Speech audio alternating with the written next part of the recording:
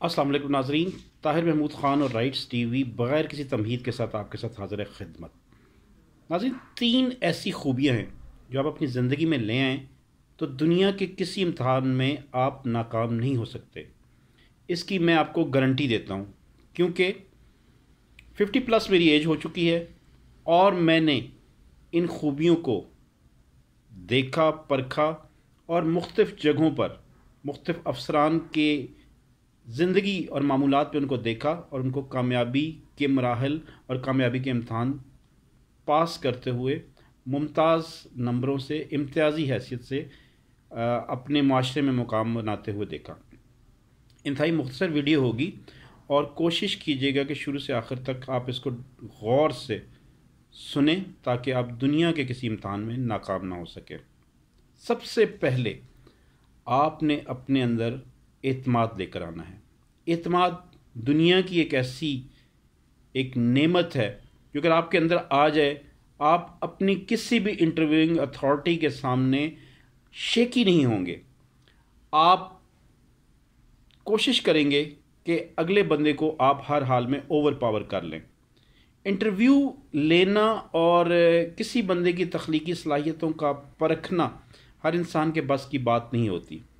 अगर ऐसी ही बात होती तो पौना घंटा इंटरव्यू लेने के बाद अगर इंटरव्यूइंग अथॉरिटी आपसे कहती है कि आपकी कितनी तनख्वाह होनी चाहिए, तो मेरे ख़्याल में उस इंटरव्यूइंग अथॉरिटी को उस सीट पर आधा पौना घंटा एक बंदे को खंगालने के बाद उसकी मयार और अहलियत के मुताबिक तनख्वाह के बारे में भी उसी शख्स से ही पूछना पड़े, तो मेरा ख्याल है उसकी काबिलियत पर शक होगा।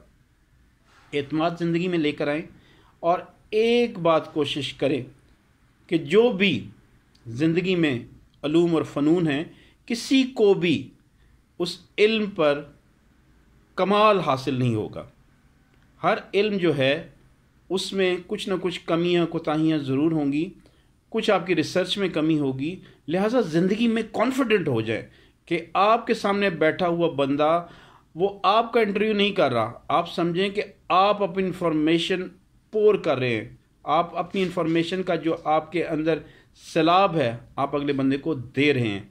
इंफॉर्मेशन का जो आपके अंदर आपके दिमाग में एक ख़जाना है उसको आप अगले बंदे को ट्रांसफ़र कर रहे हैं। कोशिश कीजिए कि सबसे पहले उसी एतमाद को आप और स्ट्रेंथन करने की कोशिश करें। वो दूसरी खूबी में आपके सामने हाज़िर होगा। अपने अंदर मुताले की आदत डाल लें। जो बंदा एक दिन में रात को सोने से पहले एक किताब नहीं पढ़ता या उसमें से कोई नतीजा अखज़ नहीं करता, कोई सबक हासिल नहीं करता, वो ज़िंदगी के किसी इम्तहान में ना तो उसके अंदर एतमाद आ सकेगा और ना उसके अंदर दूसरों के जो तजर्बात से उनसे फ़ायदा उठाने का उसको मौका मिल सकेगा। जितनी आप किताबें पढ़ते जाएंगे आपके अंदर इल्म, आपके अंदर कॉन्फिडेंस, आपके अंदर पुरएतमादी आपकी शख्सियत का हिस्सा बनती जाएगी। मुख्तलिफ़ जो शख्सियात हैं उनके सफ़रनामे पढ़ें, आप उनकी ज़िंदगी की ऑटोबायोग्राफीज़ आप पढ़ें। उसके बाद मुख्तलिफ़ अगर आप वकालत की शोबे में जाना चाहते हैं तो वकला की जो ज़िंदगियों के किस्से, उनकी जो किताबें हैं उनको पढ़ें और डिटेल में पढ़ने के बाद उसकी जो तलख़ीस, उसका जो मजमूआ है या उनके बारे में मुख्तलिफ़ लोगों ने जो इज़हार ख़याल किए हुए हैं उनके बारे में आप ज़रूर पढ़ें और उसको अपनी ज़िंदगी का हिस्सा बनाएं। तीसरा चीज़ आ जाती है यकीन।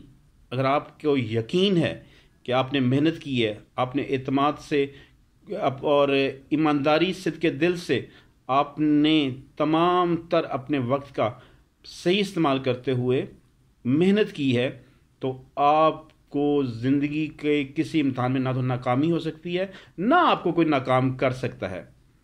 आपका यकीन, आपने कहना कि मेरे ये जो नौकरी है ये बनी मेरे लिए, ये मैंने ही हासिल करनी है, मैंने ही इसको आगे लेकर चलना है और मैंने भी दिन रात मेहनत और अपनी ज़िंदगी का सेकंड का एक एक हिस्सा, अपने वक्त का एक एक जो उसका मिनट है, घंटा है, दिन है, रातें हैं, उस पर मेहनत करनी है।